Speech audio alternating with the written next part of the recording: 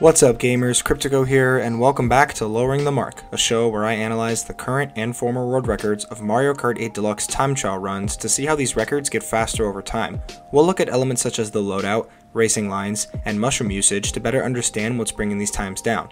If you haven't already, please consider subscribing to my channel and hit the notification bell to be the first to know when my videos go live. For today's episode, we're staying on the retro side of things and taking a look at the second best beach course in the game's history, Cheep Cheep Beach at 200cc. On May 8th, 2017, the world record for this run was set at 1 minute 17.999 seconds by the English player Tyler. Fast forward to over 4 years later on May 31st, 2021, and the record was brought down to 1 minute 16.142 seconds by the Spanish player Alberto. That's a 1.8 second improvement between records and a 2.3% faster time. Our former world record holder Tyler has broken over 100 world records across 14 unique runs and spent a respectable 257 days holding at least one world record. Our current world record holder Alberto has now broken 615 world records across 56 unique runs and is closing in on over 1,300 days holding at least one of his 35 current world records. At pre-release, the world record wasn't even under 120 yet, but Tyler did most of the work getting it under 118 soon after the game came out. After Kevin brought the record down by a few more tenths, the race was on for the first 116. Japanese player Ren shaved off the next few tenths, but Kevin would ultimately get under 117 first. He and Alberto went back and forth a few times before he eventually pulled away, beating out Doodle and Army as he brought the record down to 116.5. 224 days later, Alberto shaved off 3 1,000ths of a second at a time before eventually ending up with this 116.51 that lasted for over 250 days. Army stepped in and broke the record twice, but then Alberto went on his final tear, dropping 13 consecutive world records and putting together a reign of over 350 days. In total, the record was broken 77 times by 11 different players. These loadouts may look different, but they are surprisingly well matched in terms of performance. Tyler goes with the combo of Morton driving the Streetle with the A0 rollers and the Super Glider. Alberto rides with Wario in the Landship cart, also with the A0 rollers and the Super Glider. Like I said, very well matched in terms of performance. With identical top speed, acceleration, and mini turbo stats, the only thing Alberto has to flex over Tyler is a mere quarter point advantage in the handling stat. Not much to look at here.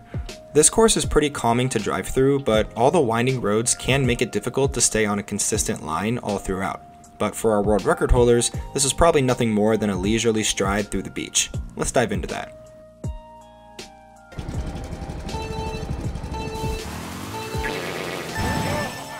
Tyler hits the rocket start out of the gate and drifts around the first turn for a quick mini turbo. After tricking off the glider, he sets himself up for another mini turbo by drifting for a while around this big rock before hitting the zipper ramp. Alberto uses his first mushroom out of the gate and immediately hops into a drift around the boardwalk, resulting in a super mini turbo. After tricking off the glider, he too goes for a long drift around the rock for a normal mini turbo before the next ramp.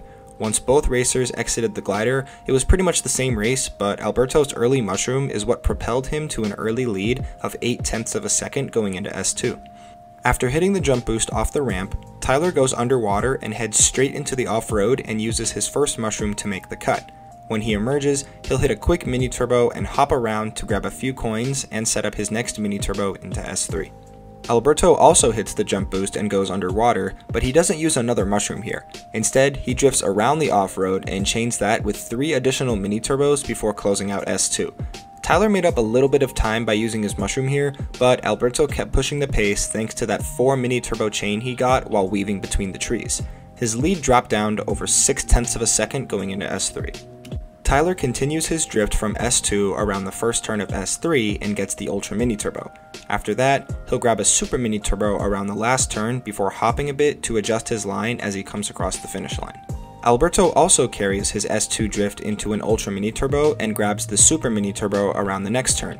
What he does before the finish line though is chain one quick normal Mini Turbo into a jump boost off the last ramp before closing out lap 1.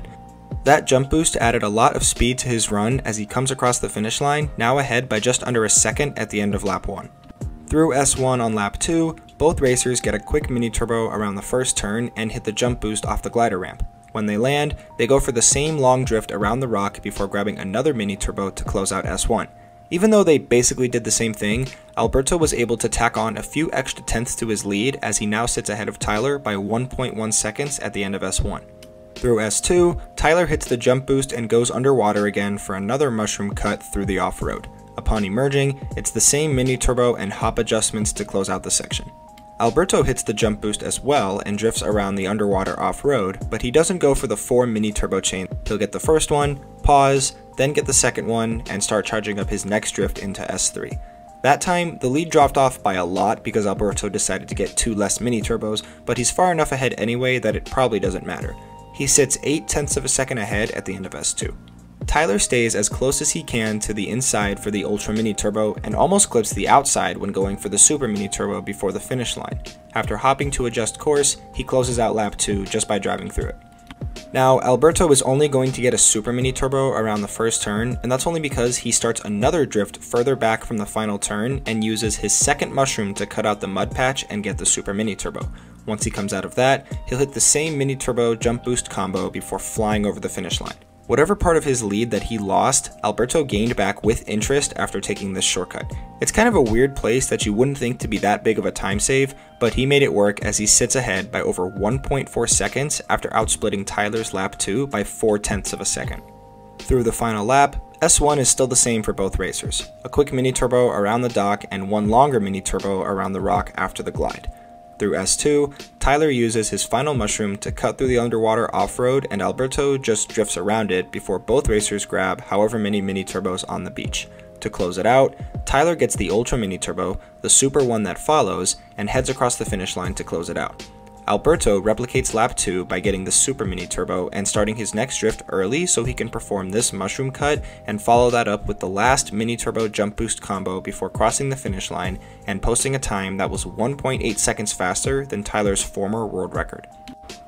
So by having slightly better handling, taking slightly better lines, and using his mushrooms more than slightly better than Tyler, Alberto was able to cap off a brilliant run for his 13th world record in a row on this course. It's definitely a run that requires precision, and he is just the embodiment of that. Let's hear a little more about this run from the man who made it happen. What was going through your mind when you broke this world record? It wasn't anything special. I wasn't very happy with it since my previous world record could have been much better, but at least this one had no major mistakes. One of your first few world records was on this course. How does it feel knowing you took 0.8 of a second off that original 116.9? I've always liked this track, so it feels special to have contributed to bringing the record down with new strats. The sum of the best known splits add up to just a few frames away from 115. Is that time realistic in your eyes, or is 0.0 pretty much it for this world record? I don't think the sub can happen with the current strats, but I feel like the strats are unoptimized. It could easily happen if something faster was found. Thanks for finally making an appearance for Season 6. Hope to see more of you next year. The best known splits for this run are probably the closest to any world record laps that I have ever covered in this series. It should be no surprise that Alberto owns all 3 of them, but what's even more impressive is how close they are to his own world record splits. No more than 5 frames altogether can be knocked off this world record, with the most room for improvement being on lap 2, which is still only 3 frames away from the best known lap. This run has become extremely optimized thanks to Alberto, and it's likely those 5 frames won't be knocked off by anyone except him.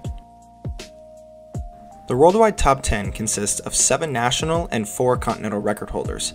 Alberto sits at the top, Oceanic record holder Panda is up there in second, and French record holder Army is up there in third.